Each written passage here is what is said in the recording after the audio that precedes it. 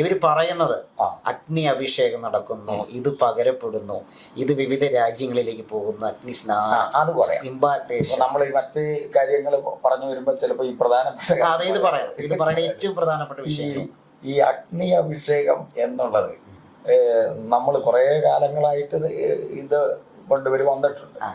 എനിക്കൊരു സന്തോഷമുള്ള കാര്യം, കുറെ നാളുകൾക്ക് മുമ്പ് ഫയർ വിങ്സ് എന്നും പറഞ്ഞൊരു ഗ്രൂപ്പ് വന്നു. അതിന്റെ ബാക്കി പത്രമാണിത്. തോമസും ജിജോ തോമസും ഒക്കെയാണ് ഇതിലുള്ളത്. അതാണ് ഇപ്പൊ ഇവര് ചെയ്യുന്നത് എന്താന്ന് ചോദിച്ചാൽ, ഈ പുതിയ കവറിനകത്ത് പഴയ സാധനം എന്ത് ചെയ്യും ഇറക്കുകയാണ്. ഇപ്പം ഫയർ വിങ്സിന്റെ ഒരു കാലഘട്ടത്തിൽ സംഭവിച്ച നമുക്കറിയാം, ഇപ്പൊ ഏതാണ്ട് വിഴുങ്ങാൻ പോകുന്നു എന്ന് സംഭവിച്ചു. കുറെ ആളുകൾ അപകടപ്പെടുന്നുണ്ട്. അത് അതുപോലെ പോയി.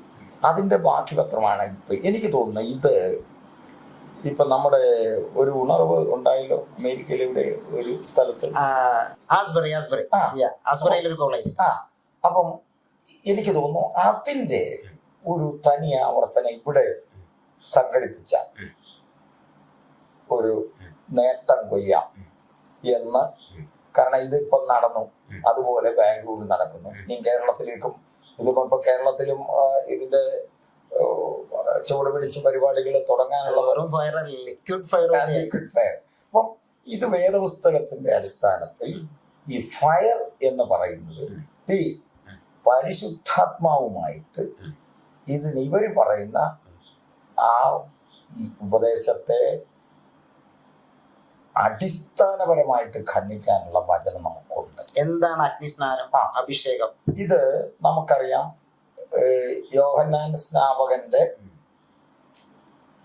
ഓട് ബന്ധപ്പെട്ടാണ് ഈ സംഭവം വരുന്നത്. ഈ അഗ്നിയിലുള്ള സ്നാനവും പരിശുദ്ധാത്മ സ്നാനവും വരുന്നത്. വേദപുസ്തകത്തിലെ വാക്യങ്ങളെ നമ്മൾ പഠിക്കുമ്പോൾ ഒരു വാക്യത്തിൽ തന്നെ 2 സഹസ്രാബ്ദങ്ങളിൽ നടക്കേണ്ട കാര്യങ്ങൾ ഒറ്റ വാക്യത്തിൽ രേഖപ്പെടുത്തിയിട്ടുണ്ടാവും. അതിന് 2 ആയിട്ട് കാണും.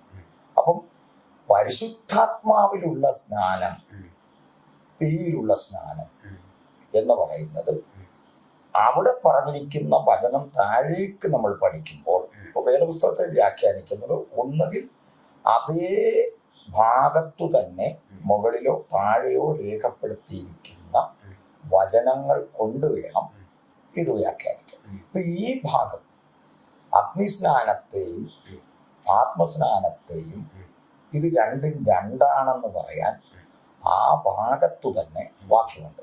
ഇത് ഒന്ന് ന്യായവിധിയാണ്, മറ്റത് ആത്മസ്നാനമാണ്. ഇത് രണ്ടും 2 ഘട്ടത്തിൽ നടക്കുന്ന സംഭവമായിട്ട് നമുക്ക് വിശുദ്ധ ബൈബിളിൽ നിന്ന് മനസ്സിലാക്കാൻ പറ്റും. അഭിഷേകത്തിന് സിമ്പിൾ ആയിട്ടൊരു അർത്ഥമല്ലേ ഉള്ളൂ, ശുശ്രൂഷയ്ക്കായിട്ടുള്ള ഒരു അനോയിൻമെന്റ്. അതിനപ്പുറത്തേക്ക് ഒരു അർത്ഥത്തിലേക്ക് കൊണ്ടുവരുന്നൊരു പ്രശ്നമല്ലേ?